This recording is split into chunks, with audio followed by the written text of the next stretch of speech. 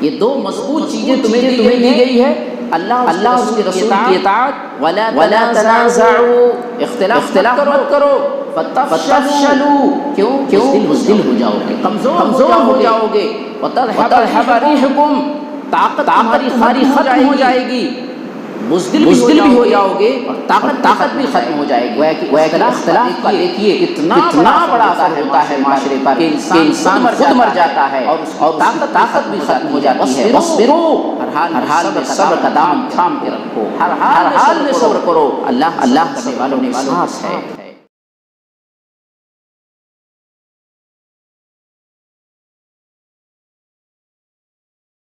اللہ کے نبی صلی اللہ علیہ وسلم نے ارشاد فرمایا کہ بنی اسرائیل 71 فرقوں میں بٹی تھی، 71 فرقے بنے تھے، اور میری امت کے اندر 72 فرقے۔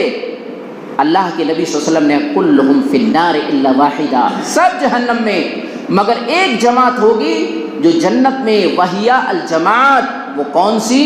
ما انا علیہ واصحابی، آپ نے کہا میں اور میرے صحابہ۔ غور کیجئے، اللہ کے نبی صلی اللہ علیہ وسلم نے صحابہ کو، اپنے اور صحابہ کو فرقے سے، گروہ سے، وہ فرقے جو گمراہی کی طرف جائیں گے، نبی صلی اللہ علیہ وسلم نے نکال دیا۔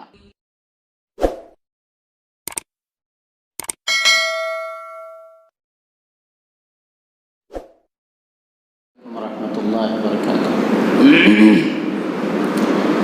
ان الحمد للہ نحمده ونستعینه ونستغفره ونعوذ بالله من شرور أنفسنا ومن سيئات أعمالنا، ومن يهده الله فلا مضل له ومن يضلله فلا هادي له، وأشهد أن لا إله إلا الله وحده لا شريك له، وأشهد أن محمدا عبده ورسوله، أما بعد فإن خير الحديث كتاب الله، وخير الهدي هدي محمد صلى الله عليه وسلم، وشر الأمور محدثاتها، وكل محدثة بدعة، وكل بدعة ضلالة، وكل ضلالة في النار۔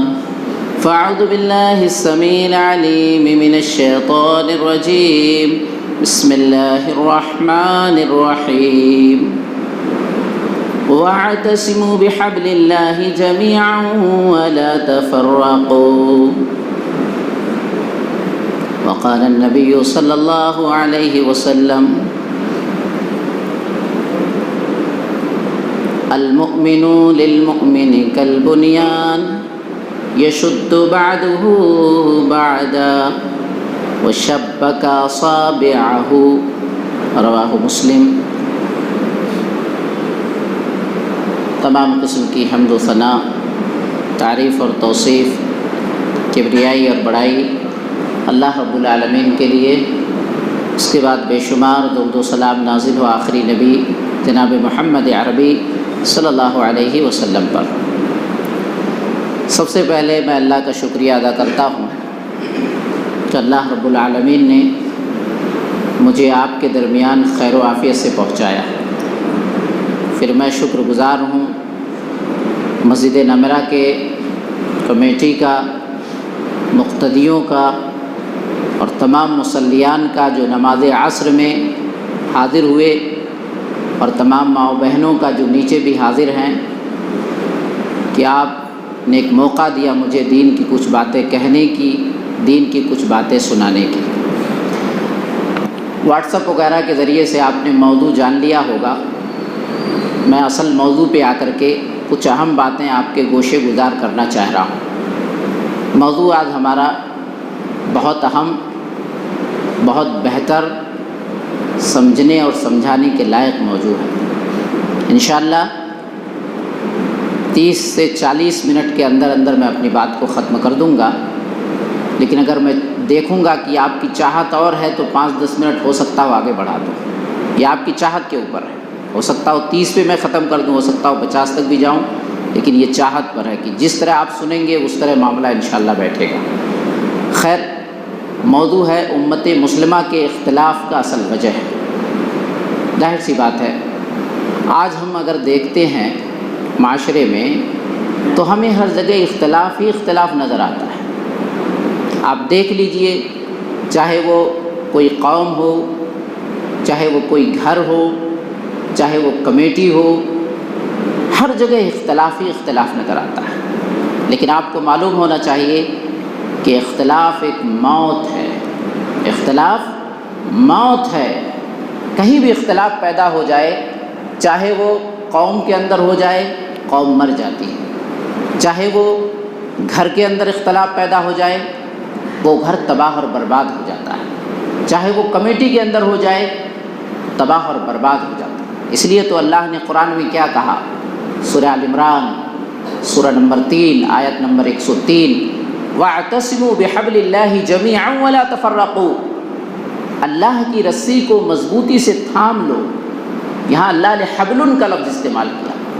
حبل کہتے ہیں رسی کو، اور رسی دھاگوں سے بنتی ہے، بہت سارے دھاگے ہوں تب رسی بنے گی۔ تو اللہ نے کہا وَاعْتَصِمُوا بِحَبْلِ اللَّهِ، اللہ کی رسی کو، یعنی بہت سارے دھاگے جو پروئے ہوئے ہیں، اس میں ایک رسی بنی ہے، اس مضبوط رسی کو پکڑ لو۔ وَلَا تَفَرَّقُوا، آپس میں فرقے نہ بنو، گروہ اور ٹولیوں میں مت بٹو، اختلافات نہ کرو۔ گویا کہ قرآن مجید نے ہمیں ایک پیغام دیا کہ آپ اتحاد و اتفاق کے ساتھ رہیں گے تو معاملہ بالکل ٹھیک رہے گا، اور جہاں اختلاف شروع ہوگا معاملہ گڑبڑ ہو جائے گا۔ قرآن کریم اللہ رب العالمین نے سورہ انفال کی آیت نمبر 46 میں متنبہ کرتے ہوئے فرمایا کہ اختلاف سے کتنا بڑا نقصان ہو سکتا ہے، اس نقطے کی طرف دیکھیں۔ آیت نمبر 46 میں اللہ نے کہا اطیعوا اللہ ورسولہ ولا تنازعوا فتفشلوا وتذهب ريحكم واصبروا ان اللہ مع الصابرین، لوگوں ہر حال میں اللہ اس کے رسول کی اطاعت کرو۔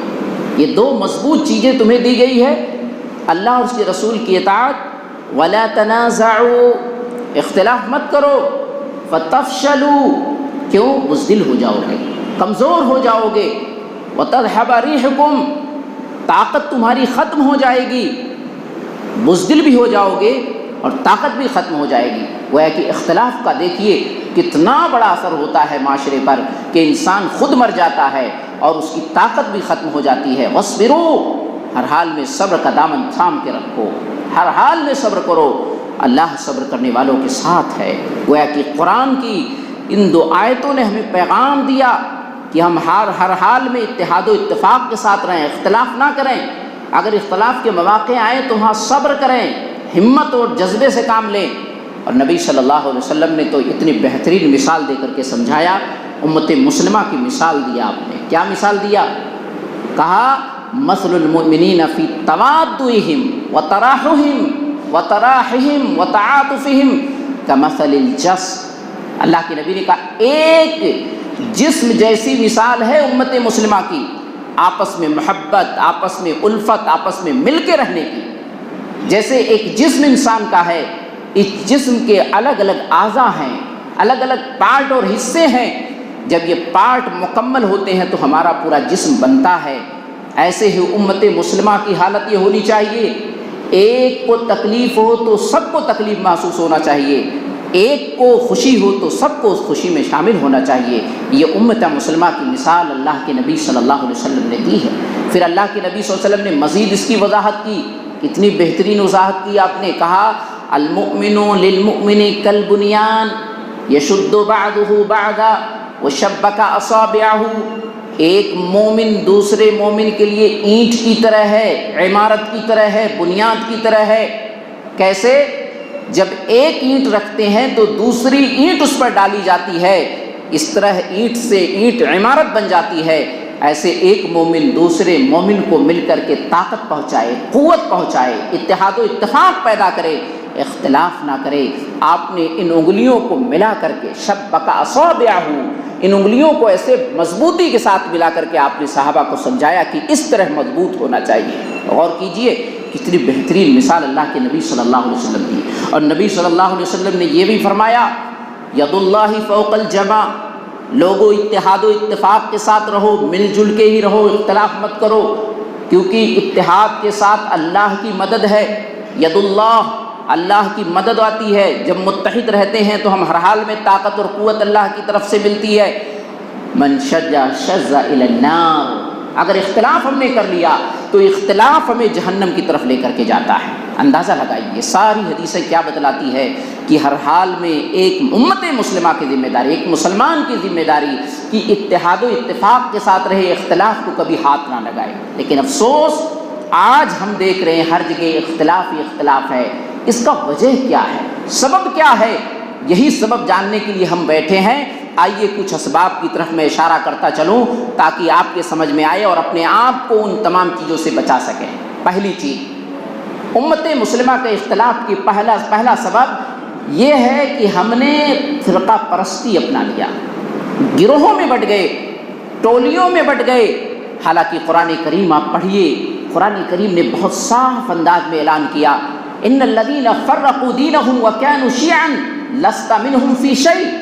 اللہ نے صاف انداز میں کہہ دیا، اے اللہ کے نبی صلی اللہ علیہ وسلم، جنہوں نے اپنے دین میں فرقے بنا لیا، الگ الگ ٹولیوں میں بٹ گئے اور الگ الگ گروہوں میں بٹ گئے، آپ کا ان سے کوئی تعلق نہیں ہے۔ لست منہم فی شیء، اللہ نے صاف کہہ دیا کہ جو لوگ فرقہ پرستی اپنائیں، فرقہ بنائیں، ٹولی بنائیں، گروہ بنائیں، ایسے لوگوں سے آپ کا کوئی تعلق نہیں۔ اللہ کے نبی صلی اللہ علیہ وسلم نے ارشاد فرمایا کہ بنی اسرائیل 71 فرقوں میں بٹی تھی، 71 فرقے بنے تھے، اور میری امت کے اندر 72 فرقے۔ اللہ کے نبی صلی اللہ علیہ وسلم نے کلہم فی النار الا واحدہ، سب جہنم میں مگر ایک جماعت ہوگی جو جنت میں، وہی الجماعت، وہ کون سی؟ ما انا علیہ واصحابی۔ آپ نے کہا میں اور میرے صحابہ۔ غور کیجئے، اللہ کے نبی صلی اللہ علیہ وسلم نے صحابہ کو، اپنے اور صحابہ کو فرقے سے، گروہ سے، وہ فرقے جو گمراہی کی طرف جائیں گے، نبی صلی اللہ علیہ وسلم نے نکال دیا۔ پتہ کیا چلا؟ پتہ یہ چلا کہ نبی صلی اللہ علیہ وسلم اور صحابہ کا جو طریقہ ہے وہ برحق ہے، اس نہج پر چلنے والا حق پہ ہے، باقی جتنے بھی ہیں وہ گمراہی کی طرف جا رہے ہیں، وہ اختلاف اور انتشار کی طرف جا رہے ہیں۔ آپ اٹھا کر کے دیکھ لیں، یہ فرقے جو اسلام میں بنے ہیں رسول اللہ اور صحابہ کے دور میں نہیں تھے، بلکہ آج جو اپنے آپ کو یہ کہتا ہے میں حنفی ہوں، میں شافعی ہوں، میں مالکی ہوں، میں حنبلی ہوں، ان لوگوں کو اٹھا کے دیکھنا چاہیے۔ امام ابو حنیفہ رحمۃ اللہ علیہ، نعمان بن ثابت جن کا نام، ان کی کنیت ابو حنیفہ تھی، سن 80 ہجری میں ان کی پیدائش ہوتی ہے، سن 11 ہجری میں رسول اللہ صلی اللہ علیہ وسلم دنیا سے گئے، سن 80 ہجری میں ان کی پیدائش ہوتی ہے، اور 150 ہجری میں ان کا انتقال ہوا۔ غور کیجیے آپ، 80 ہجری میں پیدا ہوئے اور 150 ہجری میں دنیا سے چلے گئے۔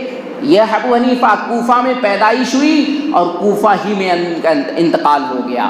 اب امام مالک رحمۃ اللہ علیہ، دوسرے جو مالکی اپنے آپ کو کہتے ہیں، مدینے کے اندر پیدا ہوتے ہیں 93 ہجری میں، 93 ہجری میں ان کی پیدائش ہوتی ہے، اور مدینے کے اندر 189 ہجری میں دنیا سے چلے جاتے ہیں۔ امام شافعی رحمۃ اللہ علیہ، جو اپنے آپ کو شافعی کہتے ہیں، محمد بن ادریس ان کا نام تھا، اصل میں شافعی ان کی کنیت تھی۔ یہ 150 ہجری میں جس دن امام ابو حنیفہ رحمۃ اللہ علیہ کا انتقال ہوتا ہے، اسی دن امام شافعی رحمۃ اللہ علیہ دنیا میں آتے ہیں، ان کی پیدائش ہوتی ہے، اور ان کے والد دنیا میں بچپن ہی میں ختم ہو گئے تھے۔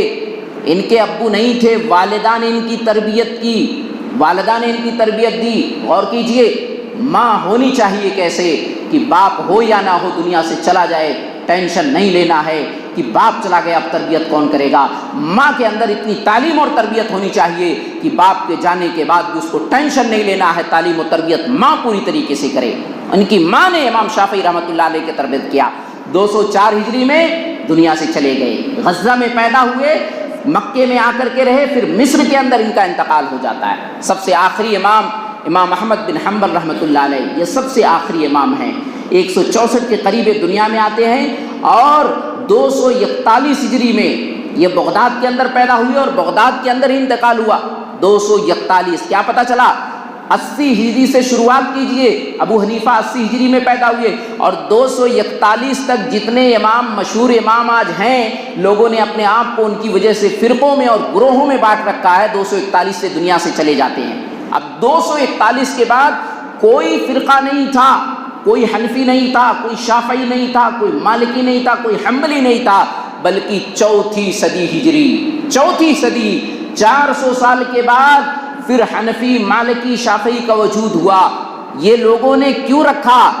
اپنا شاگرد ہونے کی ناحیت سے۔ ایسا نہیں تھا ہم حنفی کا مطلب جو کچھ ابو حنیفہ نے کہا وہ سب مان لیں گے، قرآن و حدیث سے ہمیں کوئی واسطہ نہیں، بلکہ ان کا مقصد صرف شاگرد کی ناحیت سے اپنی نسبت کرنا تھا کہ ہم ابو حنیفہ کے فقہ پر چل رہے ہیں، امام شافعی کے طریقے پر ہم اپنا کام کر رہے ہیں، امام مالک کے طریقے پہ کام کر رہے ہیں۔ لیکن بعد میں آتے آتے آج دیکھیے فرقے کی شکل کیسے بن گئی۔ چاروں اماموں کو لوگوں نے کہا برحق، کیا کہا؟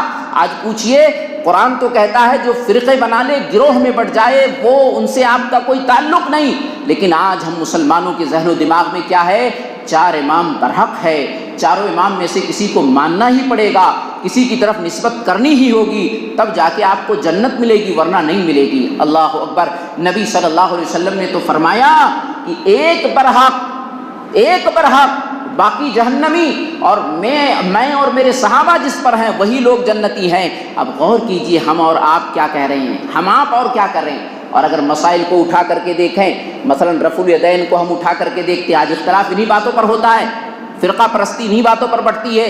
اگر کوئی آدمی رفع الیدین کر لے تو لوگ کیا کہتے ہیں؟ غلط، آپ نے رفع الیدین کر لیا، آپ ہماری مسجد میں آ کے آمین بول دیے، آپ ہماری مسجد میں آ کر کے ایسا کر رہے ہیں، غلط ہے۔ چاروں امام جب برحق ہیں تو چاروں امام سے کوئی امام تو آمین بالجہر کا قائل ہے؟ کوئی امام چاروں میں سے ہے جب برحق بھی بتاتے ہو اور آمین کوئی تیز بولے تو کہو مسجد میں شور کرتے ہو، مسجد میں مت آنا ہمارے؟ دیکھیں کیسے لوگ اختلاف کر رہے ہیں۔ رفع الیدین 3 امام کے نزدیک ہے، ابو حنیفہ رحمۃ اللہ کو چھوڑ کر 3 امام اس کو بتاتے ہیں۔ اب رفع الیدین کرو تو کہا غلط ہے، یہ صحیح نہیں ہے۔ اب غور کیجئے، ایک طرف لوگ کہتے ہیں 4 امام برحق، اور اگر کوئی رفع الیدین اور آمین کہے تو لوگ کہتے ہیں نہیں، یہ صحیح دین کو نہیں پکڑے ہوئے ہے۔ پتہ کیا چلا؟ ان فرقوں کی وجہ سے صرف اختلاف ہوتے ہیں، صرف انتشار ہوتے ہیں، اور بعض لوگوں نے ایک جھوٹی روایت گڑھ لی ہے، بلکہ امام البانی رحمۃ اللہ علیہ کہتے ہیں کہ میں نے اس کی جھوٹی سند بھی تلاش کی، موضوع سند بھی تلاش کی، لیکن میں اس کا موضوع سند بھی نہیں پا سکا۔ کیا؟ اختلاف امتی رحمہ، میری امت کے اندر اختلاف رحمت ہے۔ استغفر اللہ۔ لوگ کہتے ہیں یہ اختلاف جو ہے، یہ فرقے جو ہیں، یہ الگ الگ گروہ جو بنے ہوئے ہیں، یہ کوئی غلط بات نہیں ہے، ٹھیک ہے، سب کے اندر الگ الگ نیک لوگ موجود ہیں، اور یہ اللہ کی رحمت ہے کہ ہم الگ الگ گروہوں میں بٹے ہوئے ہیں۔ حالانکہ اللہ کے نبی صلی اللہ علیہ وسلم کی کوئی موضوع اور من گھڑت روایت بھی اس سلسلے میں نہیں ملتی ہے۔ اندازہ لگائیے، پتہ کیا چلا؟ یہ فرقہ اسلام میں جائز نہیں، درست نہیں۔ جو لوگ فرقے بنا رہے ہیں، گروہ بنا رہے ہیں، ایسے لوگوں کو خالص اللہ سے توبہ کرنا چاہیے، ورنہ یہی لوگ اختلاف کے اصل ذمہ دار ہیں، اور امت کے اندر جتنے انتشار اور اختلاف ہو رہے ہیں انہی کی ذمہ داری میں آئے گی۔ دنیا کے اندر بھی ایسے لوگوں کو ذلت و رسوائی کا سامنا کرنا پڑے گا، اور کل قیامت کے دن بھی ان کے لیے بہت مشکل ہو جائے گا۔ دوسرا سبب کتاب و سنت سے دوری ہے۔ دوسرا سبب اختلاف کا سبب کیا ہے؟ کتاب و سنت سے ہم دور ہو گئے ہیں۔ اللہ اکبر۔ قرآن کریم آپ اٹھا کر کے دیکھیں، اللہ نے سورۃ الفرقان کے اندر اللہ رب العالمین نے وقال الرسول یا رب ان قوم اتخذوا هذا القرآن مہجورا، دیکھیے اللہ نے پہلے ہی قرآن کی آیت نازل کر دی کہ امت کے اختلاف کہاں ہوں گے، امت کے انتشار کہاں ہوں گے، امت کیسے بگڑے گی۔ اللہ رب العالمین نے سبب بیان کیا۔ کل رسول اللہ قیامت کے دن کہیں گے اے اللہ میری امت نے قرآن کو چھوڑ دیا تھا، قرآن کو چھوڑ دیا تھا۔ آج آپ نے پڑھا ہوگا، واٹس ایپ کے ذریعے سے میسج آیا ہوگا کہ قرآن کریم کی 26 اور 28 آیتیں، 24 اور 26 آیتیں نکال دی جائے، جہاد کی آیت کریمہ، اس مسئلے کو ہائی لائٹ کیا۔ افسوس یہ معاملہ شروع سے ہی چلتا رہا ہے، ایسا نہیں کہ آج کوئی نئی بات ہے۔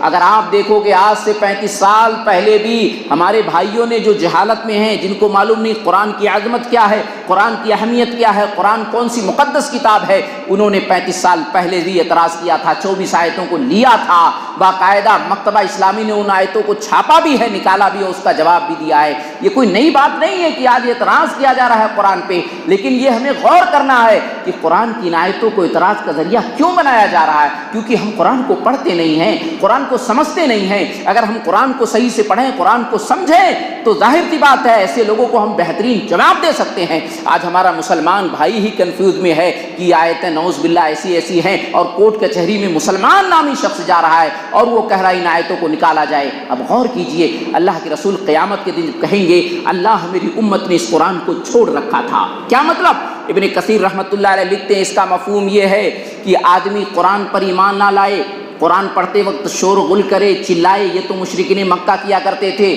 قرآن کریم پر ایمان نہیں لائے، شور کرتے تھے، چلاتے تھے۔ لیکن ہم نے قرآن کو کیسے چھوڑ رکھا ہے؟ کیسے؟ قرآن کریم کو ہم پڑھتے نہیں ہیں، قرآن کریم کو ہم سمجھتے نہیں ہیں، قرآن کریم کو سمجھ کر کے ہم زندگی میں اسے نافذ نہیں کرتے ہیں۔ قرآن کریم کو ہم نے چھوڑ کر کے دوسری کتابوں کو اونچی کر رکھا ہے۔ آج ہم کسی کو تبلیغ بھی کرتے ہیں، کسی کو دعوت بھی دیتے ہیں، دین بھی پہنچاتے ہیں، تو قرآن ہمارے ہاتھوں میں نہیں بلکہ ہم مسلک کی کتابوں کو لے کر کے آگے بڑھتے ہیں۔ آج مسجدوں پر، منبر و محراب پر ہماری کتاب قرآن مجید نہیں بلکہ ہم دوسری کتابوں کو رکھتے ہیں کہ اس سے ہم دین کا کام کریں گے، یعنی قرآن پر ہم نے دوسری کتاب کو فائق کر رکھا ہے۔ ایک نیا طریقہ اور آ گیا ہمارے ہاں، کیا؟ آج ہم ہر مسئلے میں یہ حدیث، یہ حدیث، یہ حدیث، اور قرآن کی آیت کا ہمیں پتہ ہی نہیں۔ پتہ کیا چلا؟ حدیثوں میں تو خوب ہم چھان مار رہے ہیں، ہر مسئلے کی باریکی کو لے رہے ہیں، لیکن ہمیں یہ پتہ نہیں کہ قرآن کریم میں اس مسئلے کی وضاحت موجود ہے، قرآن کریم میں یہ باریکی موجود ہے۔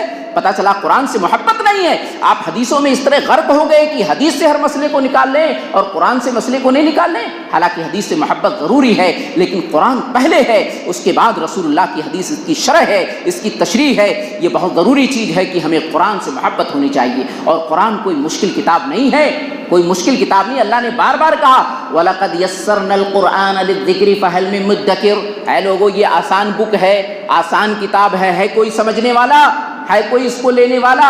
گویا کہ قرآن بہت بہترین عمدہ کتاب جس پر اعتراض نہیں کیا جا سکتا ہے، اور اعتراض کرنے والے کرتے رہیں گے قیامت تک۔ لیکن اللہ نے کیا کہہ دیا؟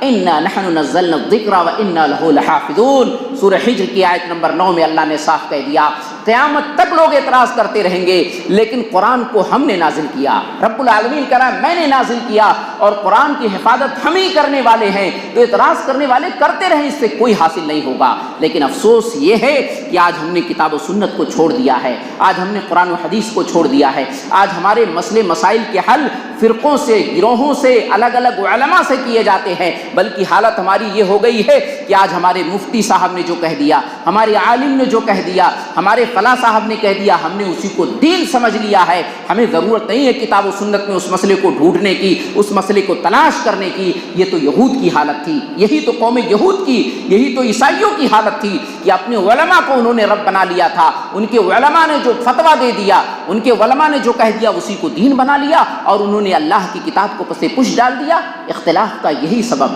یہ بھی اصل سبب ہے جو ہم نے اپنا رکھا ہے۔ ایک تیسرا اور آخری سبب کیا ہے؟ حسد ہے، حسد ہے۔ یہ تیسرا اور آخری سبب ہے کہ آج معاشرے میں اختلاف کیوں ہو رہا ہے؟ حسد کی بنیاد پر اختلاف ہو رہا ہے۔ ہم ایمان والے، ہم توحید والے، قرآن ہمارا ایک ہے، دین ہمارا ایک ہے، کعبہ و قبلہ سب ایک ہے، سب کچھ ٹھیک ہے، لیکن تب بھی ہم اختلاف، دو توحید والے آپس میں لڑ جاتے ہیں، دو توحید والے آپس میں اختلاف کر جاتے ہیں۔ کیوں؟ اس کا سبب یہ ہے کہ حسد۔ اللہ نے قرآن کریم میں کہا من شر حاسد اذا حسد، اللہ نے حسد سے پناہ مانگا ہے۔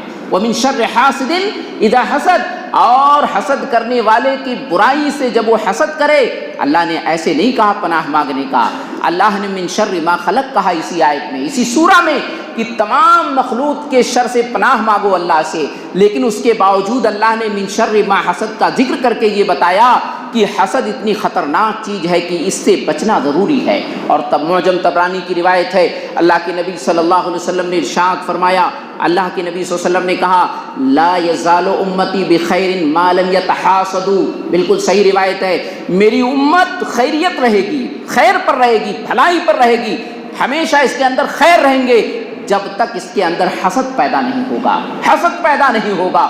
اللہ اکبر۔ پتہ چلا حسد بہت خطرناک چیز ہے، اور قرآن کریم کو آپ گہرائی سے پڑھیں تو پتہ کیا چلے گا، یہ حسد سب سے پہلے ابلیس نے کیا تھا۔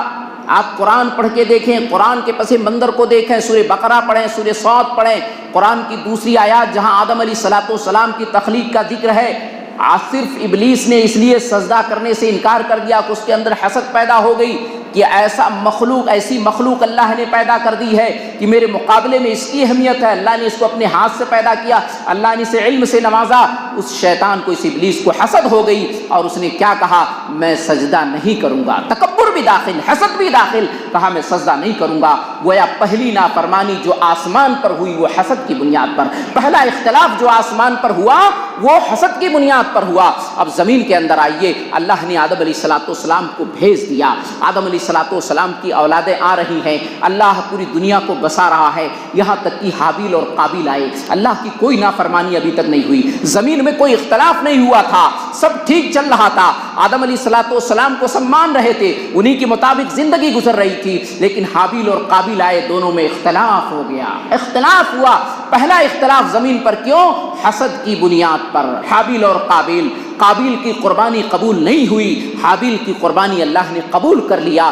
اللہ رب العالمین انما يتقبل اللہ من المتقین، اور اللہ متقیوں کی باتوں کو قبول کرتا ہے، جو اللہ سے ڈرنے والے ہوتے ہیں اللہ ان کے صدقات کو قبول کرتا ہے۔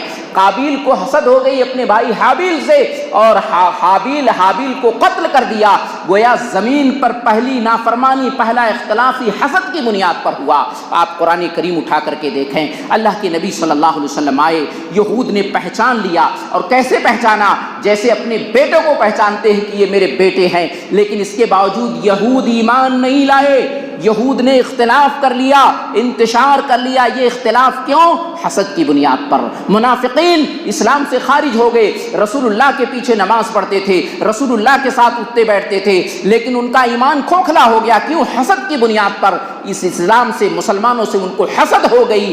غور کیجئے کتنی خطرناک چیز ہے، اس لیے کتاب و سنت میں آپ غور کریں تو حسد بہت خطرناک چیز ہے۔ آج ہم اس باریکی پہ نہیں جاتے، عموماً جب تقریر ہوتی ہے امت مسلمہ کے اختلاف کی بات کی جاتی ہے تو یہی چند پوائنٹ اور نقطے بتا دیے جاتے ہیں کہ دیکھو امت میں فرقہ پرستی چل رہی ہے، قرآن و حدیث کو لوگ چھوڑ رہے ہیں تو اس لیے اختلاف ہو رہے ہیں، لیکن ہم توحید والے کیوں اختلاف کر رہے ہیں؟ ہمارا دل تو ایک ہے، ہمارا ایمان تو ایک ہے، ہم سب توحید والے ہیں، ہم میں اختلاف کیسے ہوتا ہے؟ اسی حسد کی بنیاد پر اختلاف ہوتا ہے۔ اس لیے اللہ کے نبی صلی اللہ علیہ وسلم نے ارشاد فرمایا، یاد رکھو لا یجتمعان فی قلب العبد الایمان والحسد۔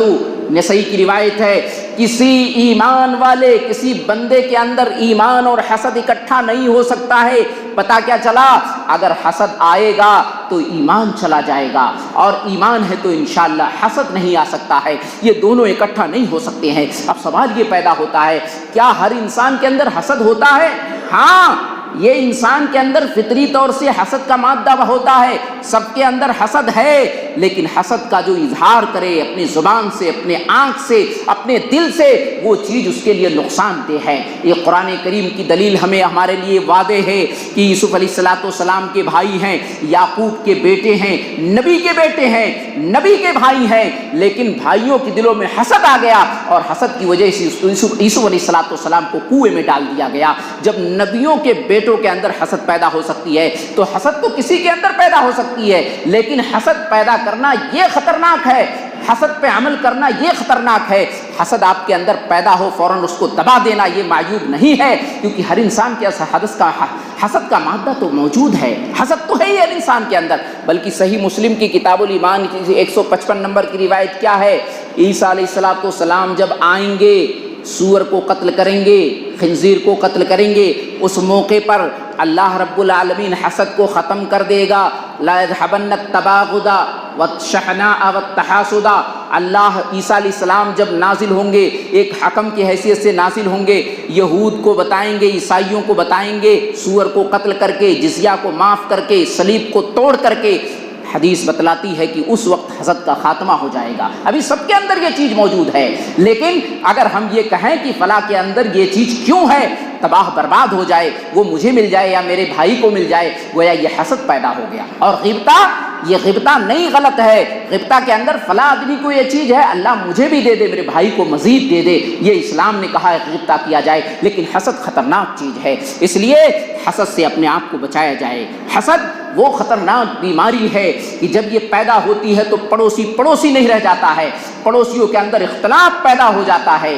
آپ دیکھیے اللہ کے نبی صلی اللہ علیہ وسلم نے ارشاد فرمایا، پڑوسی کے مقام کو بتایا، کیا بتایا؟ من کان یؤمن باللہ والیوم الآخر فلیکرم ضیفہ۔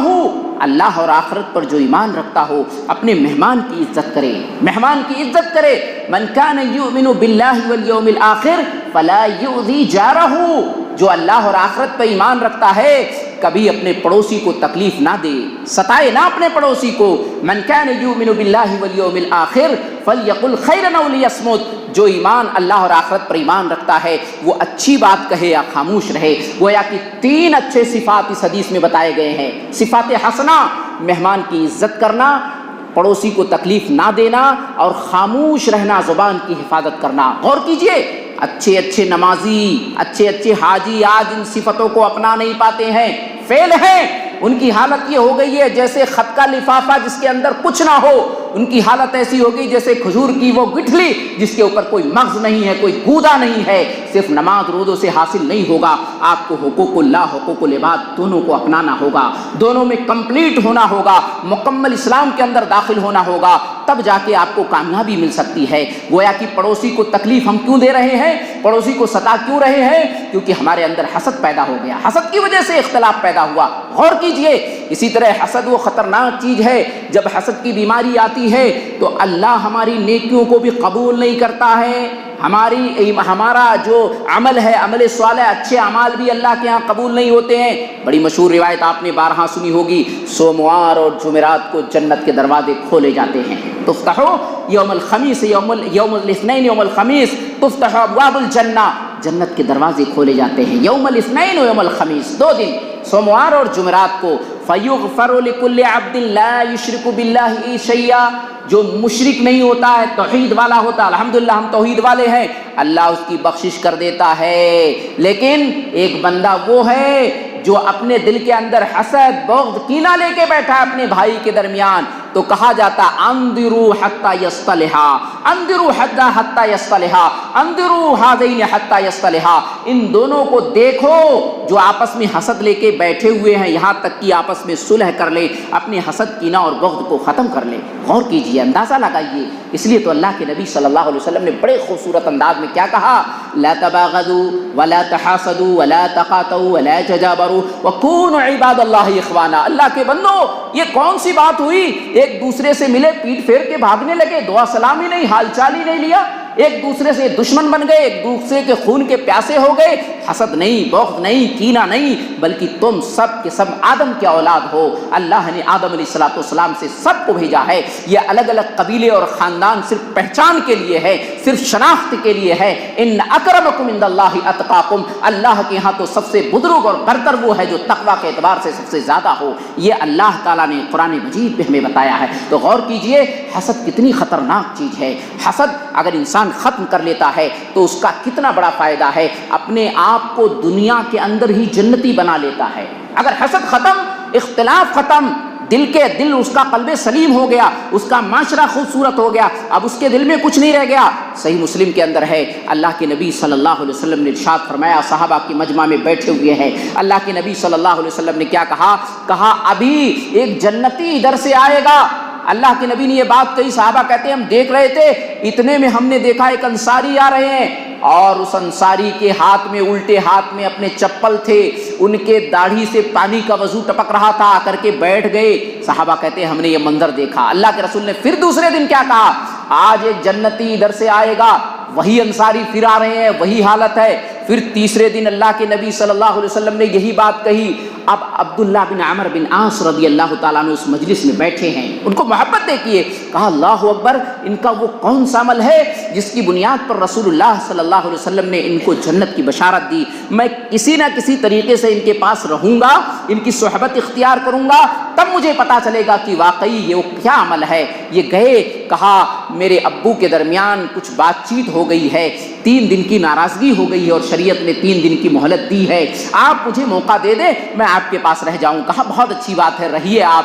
3 دن تک رہے، کہتے ہیں 3 دن تک میں برابر چیک کرتا رہا، لیکن کوئی عمل نہیں، بس رات کو کروٹ بدلتے وہی سبحان اللہ، الحمدللہ، اللہ اکبر، استغفر اللہ، وہی عام کلمات، نہ تہجد کی نماز پڑھی، فجر کے لیے اٹھ گئے۔ میں 3 دن تک دیکھا تو میں نے ان کے عمل کو بہت معمولی سمجھا، میں نے کہا یہ کون سا عمل ہے، یہ کوئی خاص عمل تو نہیں ہے۔ میں نے تیسرے دن کہا دیکھو سنو، بات یہ نہیں ہے کہ میں ناراض ہوں اپنے ماں باپ سے، بات یہ تھی سچائی یہ ہے میں اسی چیز کو چیک کرنے کے لیے آپ کے پاس تھا تاکہ مجھے پتا چل جائے آپ بتائیے وہ کون سا عمل کرتے ہیں. کہا دیکھو مجھے تو کوئی عمل معلوم نہیں, آپ نے جو کچھ دیکھا وہی عمل ہے. جانے لگے, جب پیٹ پھیر کر جانے لگے واپس بلایا, کہا آؤ آؤ واپس آؤ, سنو بات یہ ہے میں اپنے دل میں کسی مومن کے تئیں کوئی کینہ اور حسد نہیں پاتا ہوں, میں اپنے دل کو بالکل پاک پاتا ہوں. ہر روز ہر وقت اپنے دل کو چیک کرتا رہتا ہوں, میرا دل کینہ اور حسد اور بغض سے ختم ہے. کیا کہا عبداللہ بن عمر بن عاص نے؟ کہا یہی وہ وجہ ہے جو ہم نہیں کر سکتے, ہم اس پر قابو نہیں ہیں, آپ اس کی طاقت رکھتے ہیں, اس لیے اللہ نے یہ مقام آپ کو دیا ہے. اللہ اکبر. اندازہ لگائیے, غور کیجئے, اختلاف انتشار توحید والوں میں, ایمان والوں میں, ہمارے اور آپ میں, کیوں؟ حسد کی وجہ سے, حسد کی بنیاد پر. اور حسد جب حسد پیدا ہو جاتی ہے تو تباہی اور بربادی بھی آتی ہے. حسد کی وجہ سے معاشرہ تباہ اور برباد ہو جاتا ہے. عام طور سے یہ ہوتا ہے جس طبقے کے جو لوگ ہیں وہ ان سے حسد کرتے ہیں اور اسی حسد کی بنیاد پر تباہی ہو جاتی ہے. ایک آدمی ڈاکٹر ہے تو دوسرے ڈاکٹر سے حسد کرتے ہیں, وہ کیوں ایسا کر رہا ہے, وہ کیوں ایسا کر رہا ہے. ایک آدمی فلاں دھندا کر رہا ہے, وہ دھندے والا اس نے دکان کھول لی, میں نے دکان کھولی تھی, اس کی دکان چلنے لگی, میری دکان نہیں چل رہی ہے. ایک عالم ہے دوسرے عالم سے جلنے لگا, اچھا وہ عالم بہت پائے کا عالم ہے, وہ عالم بڑا عالم ہو گیا, میں چھوٹا ہو گیا, حسد کرنا شروع کر دیا. حسد پیدا ہو گئی, شیطان نے حسد پیدا کر دیا. اب تباہ اور برباد سب کے سب ہو جاتے ہیں. امام احمد بن حنبل کا ذکر میں نے ابھی کیا, ایک آخری واقعہ سنا کے اپنی بات ختم کر رہا ہوں. دیکھیے حسد کتنی خطرناک چیز ہے. آج یہ میسج اور پیغام ہمیں لے کے جانا ہے کہ معاشرے سے ہم حسد توحید والے ختم کر دیں, انشاءاللہ سارا معاملہ بیٹھ جائے گا. ہمارے آپسی اختلافات تو کم سے کم ختم ہو جائیں گے, اور باقی ہم دوسروں کو جو فرقے کی بنیاد پر یا کتاب و سنت کی دوری کی بنیاد پر ہم سے دور ہیں ان کو انشاءاللہ ہم اپنے میں ملا سکیں گے, اپنے میں جوڑ سکیں گے. احمد بن حنبل اپنے وقت کے بہت بڑے امام ہیں, ظاہر سی بات ہے. ان کو یہ کہا گیا, اس دور میں مامون خلیفہ تھا, عباسی خلیفہ تھا, اور یہ معتزلہ تھا, معتزلے کے عقیدے پر تھا. اس نے ایک نیا عقیدہ پیدا کیا کہ قرآن یہ اللہ کی مخلوق ہے. دیکھیے قرآن کے ساتھ یہ ستم پیدا نہیں ہوا جو آج 26 آیتوں کو کہا جا رہا ہے نکال دو. یہ آتے رہے ہیں, مسلمان ہی کرتے رہے, کوئی غیر مسلم نہیں کرتا رہا, مسلمان ہی کرتے رہے ہیں. مامون خلیفہ اس کا خاص آدمی ابن ابی داؤد تھا.